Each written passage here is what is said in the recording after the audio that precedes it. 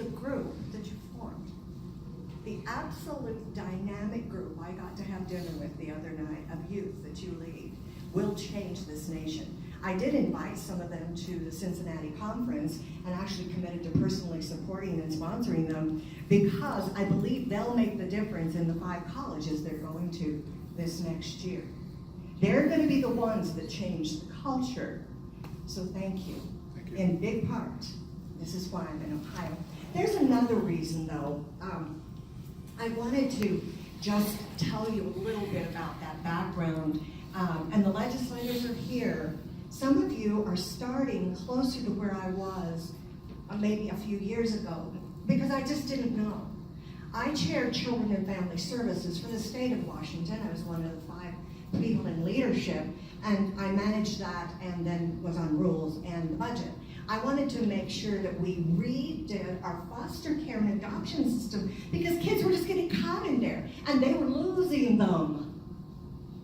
But I didn't really know about trafficking, and I have to tell you that for the 7 years I was in charge, I just didn't know. I ended up going all the way to India to find out about child sex trafficking. Now, I was on the Human Rights Caucus and I was dealing with organ harvesting and trafficking in China. Part of the undercover investigations of the Human Rights Caucus that was looking into their hospitals that was doing transplants for rich people around the world. I understood labor trafficking, I understood children and mines, a lot of things, but I was called by a man who told me to come because there were hundreds of thousands in Mumbai, India, or the old Bombay, of trafficked young women and children. Well, you know, there's no exaggeration in Washington, D.C. Yeah, sing that. We'll get that on the way home. Yeah. And yet it was really coming from a missionary, and I thought, well, there's no exaggeration. Some of my cousins are ministers, one Methodist, United Methodist. Well, that was my uncle. But the reality is, I think there can be exaggeration everywhere, numbers.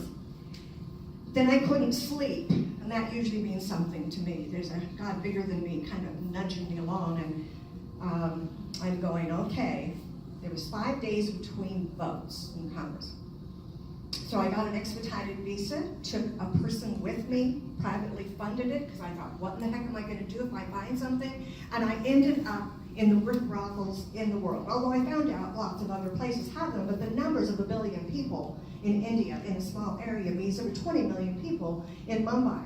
But there are hundreds of thousands of prostituted women and children, and boys. And I wanted to throw up and run. Because it was like, wow, God, I'm not that soft. I'm not a soft mark. Let me negotiate it, let me build it, let me strategize it. But don't make me go hug on people. I don't know how to do that. And in fact, only thing I knew how to do was set up services because I had been doing that for systems.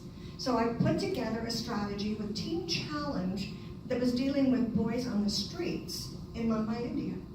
And I said, if you'll manage it, I'll help structure safe houses. This was in 48 hours of being there.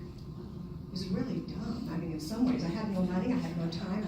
I believed in one thing, and that was that I was supposed to act. If I saw a need, my personal beliefs say I have to act on it. And so I was there, and all of a sudden, I had to face doing something.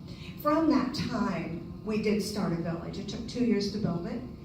About a quarter of the kids were from Nepal. We transported these young women and children back to Nepal, and I just got back from Nepal, and we just dedicated another village in India. So we've not stopped that. And long-term restoration simply means I went to visit some of those first women that were rescued 20 years ago, seeing their new businesses, visiting their husbands, seeing their babies. See, because what we think about this issue is there's no hope, and that's just not true. But then I was commissioned by Congress. A lot of my caucus friends wanted me to look at America. Also wanted me to convene a world summit. Did both of them, but looking at America kind of was something else. And then the Department of Justice said, how about 11 more areas? So we went into 11 more areas, and there's another corporation called Trafficking Markets. So we went inside of that. It's dormant now. because we know now. And we looked as if people were coming in as sex tourists or buyers. Now you heard the word coming in because I still believed this was all about over there, about them, about both sides. People buying our kids and the kids and the women coming from somewhere else. So when I got the first, it's contractors, what I used on part of it, and then a couple of, one out of New Zealand, it was like the equivalent of FBI there. And when they started giving the first undercover video and they started showing it to me, I realized one of them where they were bargaining for two girls in the back seat and the pimp was sitting in front, and the operative that was shooting, he was shooting for his cameras and off of his backpack. The girls were giggling, and then one of them laughed and she sounded just like my 11-year-old granddaughter. I thought, no. Well, that's what I found. I kept finding over and over. We did, I think, 4 more areas on top of that. And what we found was similar to India. When these kids were prostituted, they were arrested as prostitutes. They were put in jail. Yeah. I thought, how barbaric. Under 18, the UN says they're kids. The federal government says they're kids. Federal government says they can't consent to their own victimization. If they're 18, and yet all over the United States, 2 things were happening.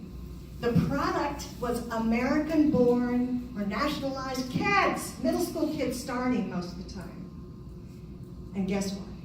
Not only were they kids, but the men that were buying them were coming from nowhere other than their own communities or across state lines. I thought, I called India barbaric, that we would arrest the victim of a crime.